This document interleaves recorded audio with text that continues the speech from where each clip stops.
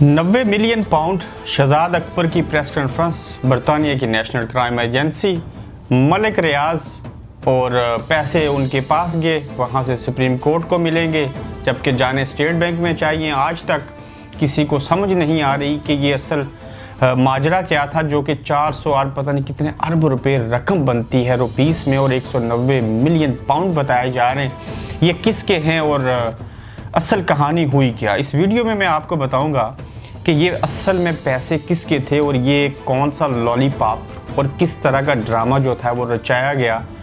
समझ नहीं आती कई बार कि क्यों कौम से ये लोग, ये इदारे जो हैं, हमारे सरबराहान जो हैं, वो झूठ बोलते हैं। मुझे ये बताएंगे क्या ये नेशनल क्राइम एजेंसी जो बरतानिया है, क्या ये अपने कानून को तोड़ के कोई डिसीजन करते हैं? बिल्कुल कभी ऐसे नहीं करते। 2018 में ये नेशनल क्राइम एजेंसी ने एक लॉ बनाया था जिसके तहत जितने भी बैरूनी दुनिया से जो लोग आए या इवन यहाँ पे भी कोई शख्स जो है अगर घर पे पैसे रखता है, जिसको मनी लॉन्ड्रिंग कहते हैं, 5000 पाउंड से अब ज़्यादा रकम घर पे नहीं रख सकते, ये कानूनी तौर पे जुर्म है। अगर आपने अकाउंट में भी पैसे रखे हैं तो उसका आपको किसी भी वक्त बैंक या ये नेशनल क्राइम एजेंसी पूछ सकती है कि ये पैसे ड्रग बेच के आपने बनाए, बताएंगे इनका सोर्स ऑफ इनकम क्या है। ये जो 190 मिलियन पाउंड की रकम थी, ये किस तरह से हुकूमत पाकिस्तान के पास गई और इसमें असल वो पाकिस्तान की सियासी शख्सियत कौन है जिसके ये पैसे थे, ये मैं आज आपको बताने जा रहा हूँ। और ये 100% बात दुरुस्त है। काफ़ी गौर व फिक्र के बाद इसके ऊपर तहकीक करने के बाद मैं आपसे ये मेंशन करूँगा। मलिक रियाज साहब को जो बीच में लाया गया, जो उनका नाम इस्तेमाल हुआ, ये टोटल एक ड्रामाबाजी है। उनकी कोई प्रॉपर्टी, कोई चीज़ नहीं थी। ये जितनी भी बड़ी रकम थी, 100 मिलियन पाउंड की रकम पाकिस्तान के एक साबिक सदर, पीपल्स पार्टी के शरीक चेयरमैन आसिफ अली जरदारी साहब के पैसे थे।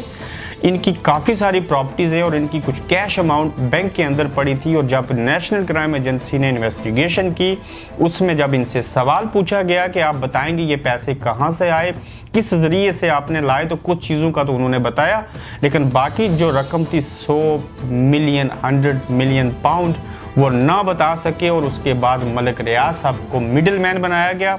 उन्होंने सेटलमेंट की, तकरीबन 2 लाख पाउंड से ज़ायद की फ़ीस पे की नेशनल क्राइम एजेंसी को।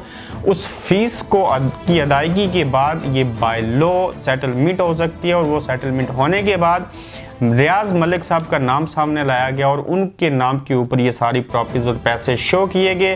फिर उन साहब ने एक प्रेस कॉन्फ्रेंस भी की, जबकि असल में जो पैसे थे वो आसिफ अली जरदारी साहब की रकम थी जो कुछ अकाउंट में थी।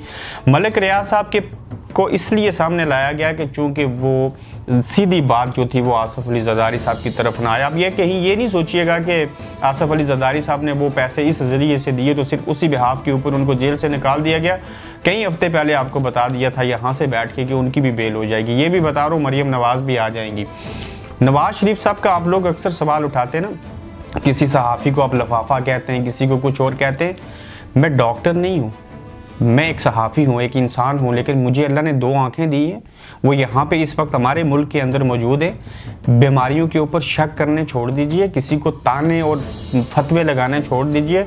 शुक्र करें अल्लाह का कि वो साहब जो थे वो वहाँ से सियाने लोगों ने और हुकूमत ने मिल के उनको यहाँ पे भेज दिया। मर जाते तो नया बट्टो आपको देखने को मिलता। और यहाँ पे वो मुझे खुद बताएं, जिस बंदे को दिल की 2 बार हार्ट सर्जरी हो, डॉक्टर कह रहे हैं 2 बार जेल में अटैक हुआ, कोलेस्ट्रोल उनको प्रॉब्लम है, शुगर उनकी है, गले की शरेयान खून वो दिमाग में ले जाने वाली उनकी काम नहीं कर रही, टेंशन में वो रहते हैं, जेल वो काट रहे थे, तो ये मरेंगे नहीं तो और क्या करेंगे? अगर ये बरतानिया ना आते तो ये पाकिस्तान में कोई इंसिडेंट होता तो ये हुकूमत और ये सारा कुछ लपेट में आ जाता। अच्छा हुआ वो यहाँ पे आ गए और अब नफल पड़ेंगे वो यहाँ से पाकिस्तान वापस ना आए, ये यहाँ पे ही रहें, तो इसमें मुल्क और कौम के लिए बेहतरी है। दबे लफ्ज़ों में और शॉर्टकट लफ्ज़ों में ये कह रहा हूँ कि बीमारियों के ऊपर शक करना किसी तौर दुरुस्त नहीं है। शक किया जा सकता है, लेकिन कम अज़ कम नवाज शरीफ की आप ये शक्ल सूरत जिसामत देख के आप पता नहीं क्यों कहते हैं वो शख्स बीमार नहीं है, वो ड्रामेबाजी कर रहा है। इवन एक और चीज़ बता दे तो उनको गले में गुदूदें हैं, वो गुदूदें होती हैं लिम्फोमा कैंसर, वो कैंसर के बायस गुदूदें होती हैं। अल्लाह ना करे कि उनको वो कैंसर ही हो, अल्लाह पाक हर किसी को सर दर्द से भी बचाएं, कोई भी बीमारी ना आए। नहायत ही ख़राब कंडीशन है उनकी। मैं ये बातें सिर्फ अपने तौर पे डायरेक्ट नहीं कहता हूँ, ये सारी चीज़ें मुख्तलिफ डॉक्टरों से सारी चीज़ें देखी। आज मैंने खुद उनकी मेडिकल रिपोर्ट भी देखी, बाकी चीज़ें भी देखी।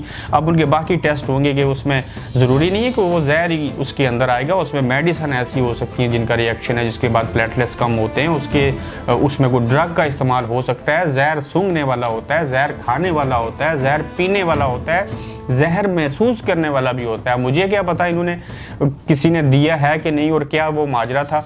बात हो रही थी कि पैसे किसके, आसिफ अली जरदारी साहब के थे, पाकिस्तान वापस चले गए, सेटलमेंट हुई, और ये सब राम कहानी है कि मलिक रियाज की वो रकम थी, फलां चीज़ थी, ऐसे था वैसे था, हुकूमत का बड़ा कारनामा है, उन्होंने बैरूनी दुनिया से पाकिस्तान की लूटी हुई रकम वापस ले ली। ये सब कहानी है, और असल बात ये है कि ये रकम जो थी वो आसिफ अली जरदारी साहब की थी, पाकिस्तान चली गई।